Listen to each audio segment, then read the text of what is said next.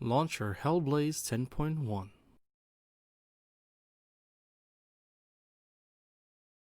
Hello again everyone, welcome to another video. This will be a sped up build video, the Bullet Knights Launcher Hellblaze 10.1 from Megami Device by Kotobukiya. From the first look, it looks like there are different modes available for this 1:1 scale model.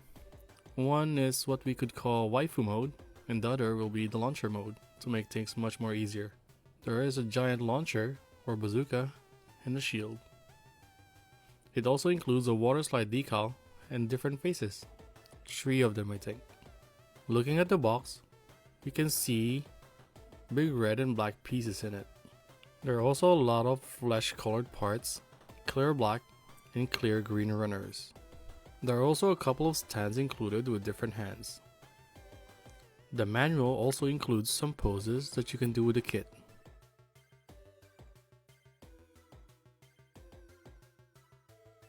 The next few seconds will be a showcase of what the runners look like, fully unpacked.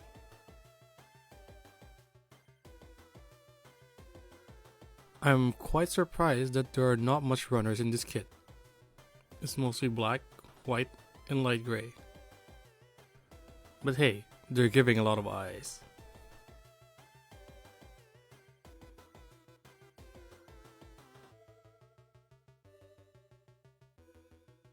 The A plate looks like it has 4 faces. Surprisingly, they've added water slide decals to replace those scary sticker eyes.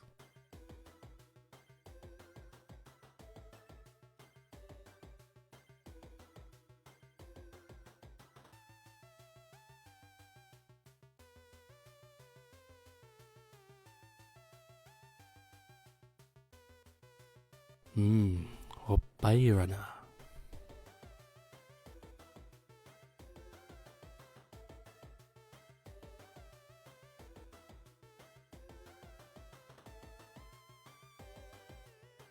The head part is surprisingly easy to construct, except for the sheer volume of the parts due to the 2-mode nature. There should not be any roadblocks for the builder for this. Should only be careful to use the right hair parts for the right head type. You also have the option to change the length of the hair with the included rod.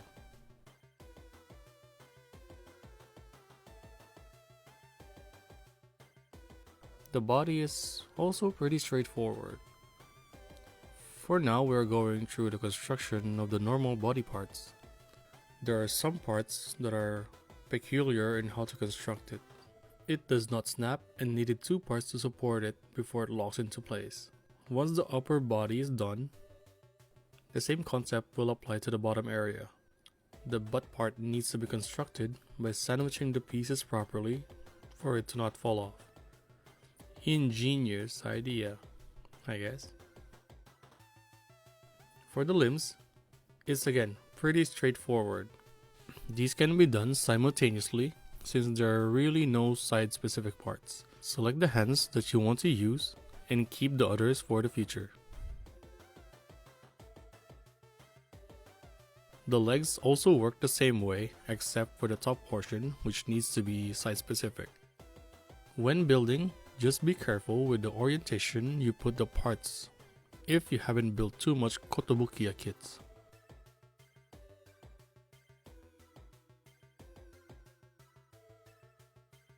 After the limbs for the basic model has been done, time to put it together to make the base model.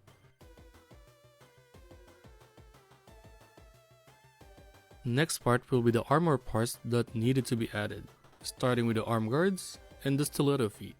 It only consists of little parts, and this is where the clear green parts should start to come. The upper thigh is also replaced by a red counterpart. A new set of knee or leg armor is also made to be added to the legs. The skirts are the most complicated since it's fully supported by very small parts that tend to fall off even if it's correctly done. An interesting part will be the backpack system, which is mostly the clear black parts put together in order to make the arms for the weapon and shield.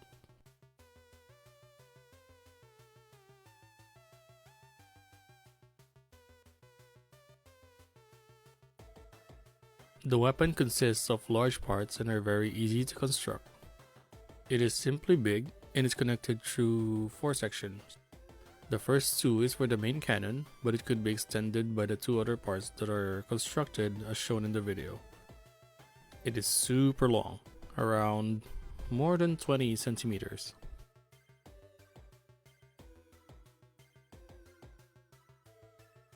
Now it's time to switch modes. Waifu to launcher. First off is to take out the head. Then split the chest. Take out the flesh colored bust and replace it with a black one. Put back the head.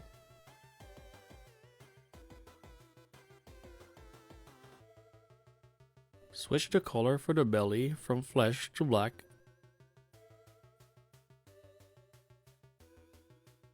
And then put the panties back together.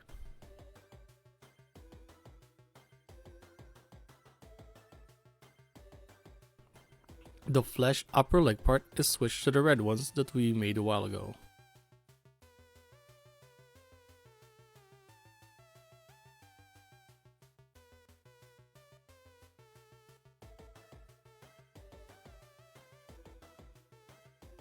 The new knee attachment is put to accommodate the larger leg armor.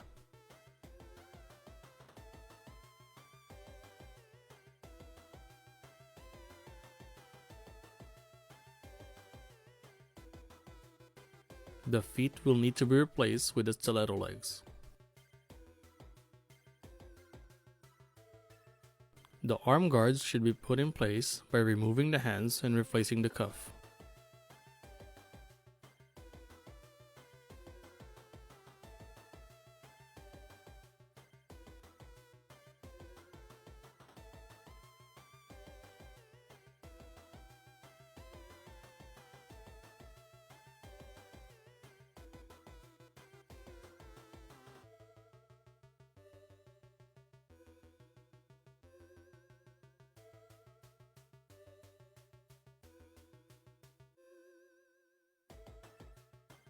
Add the flimsy backside skirts and voila!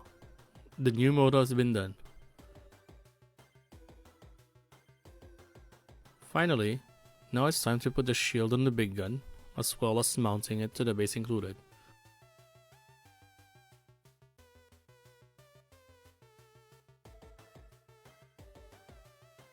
Surprisingly, it can support itself.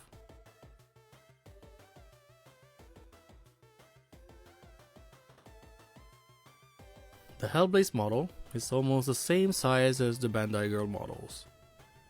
It is a bit bigger than the high grade, but it includes this giant gun. Articulation wise, they all move the same way thanks to their particular joint systems that try to mimic human movements as much as they can. Mobile doll Sara, however, the torso is too static compared to the Hellblazes.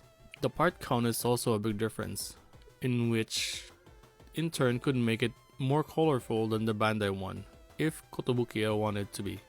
In the end, I think a Gundam high-grade model kit is still the best when it comes to detailing. Hellblaze is a fun kit to build. There's a lot of versatility with the different faces that are already included. The attention to detail is there, but not on coloring the pieces. I think this would be good enough if enough effort is given to it. The multiple hands and multiple mounting options for the weapons and shield I found is where the model is already well beyond what Bandai kits could do outside the box. For example, Mobile Doll Mei and Fumina.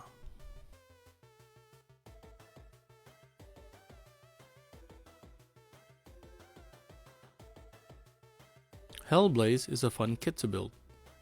There's a lot of versatility with the different kinds of faces that are already included in the kit. The attention to detail is there, but not on the color separation. Most of them are monotone, even though they have the option to make it more colorful, but maybe that's only the design. I think this would be very good if enough effort is given to it. Same with Bandai kits, but more so on this one, since it might be easier to paint. The multiple hands and multiple mounting options for weapons and shield that are found with the model is already well beyond what Bandai kits could do outside the box. For example, Mobile Doll May and Super Fumina. The only glaring thing is the pricing, but if you are used to Kotobukiya pricing, this is a non-issue. It is a very good model, and there's a lot of extra parts for customization. But if you ask me, RX-78 is still number one.